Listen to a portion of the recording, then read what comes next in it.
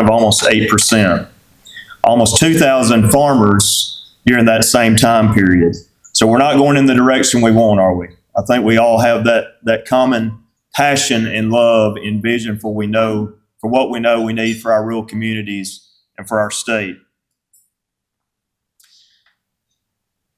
Probably the most shocking to me and the most disconcerting is that the average age of our farmers in the state is 59 years old. So we are brushing up against 60 years old as an average age. Now, does that mean we don't respect and value our farmers that are older? Absolutely not. But talking about the future, only 8% of our farmers in the state are under 35 years old. So what are we trying to do? So there are many things, as I've shared before. Unfortunately, we can't control a lot of things, right? We're probably all, or a lot of us in here, want to be able to control everything in our lives, right? We want to have assurance. We want to have, what's the known? What can I expect? What can go to plan? But you can't change the price of gas. You can't change the price of feed and seed and fertilizer, can you? You can't change those prices. One thing that we hope to be able to impact in the state of Alabama is the cost of health coverage, hopefully for some farmers, and I'll get into that a little bit more. I'm going to give you a couple of examples. This was our latest issue, and if you're a member, you would have received your Neighbors Magazine this past month. But in these past several months, we've tried to share some stories of some farm families to share what they are going through when you talk about the impact of health cost.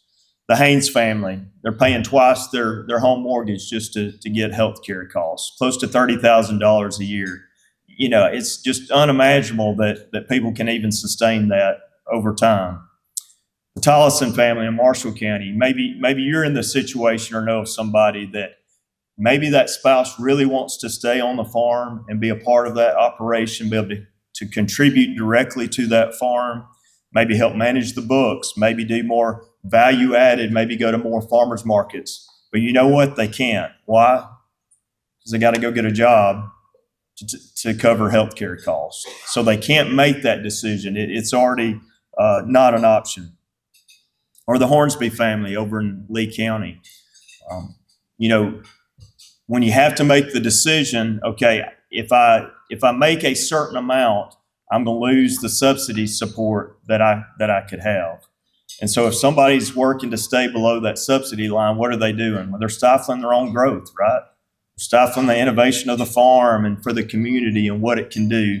So none of us want that. Or the Nelson family. Y'all know this too. As farmers, your income is not consistent, is it? You have good years, you have bad years. You have good summers, you have bad summers. You're at the mercy of so many things, including the weather and the markets and the economy. All of that you're trying to work through.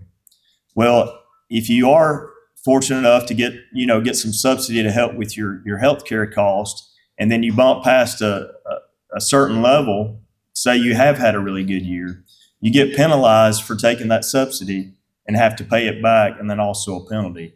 Again, not something we like to see that our farmers are having to guess around.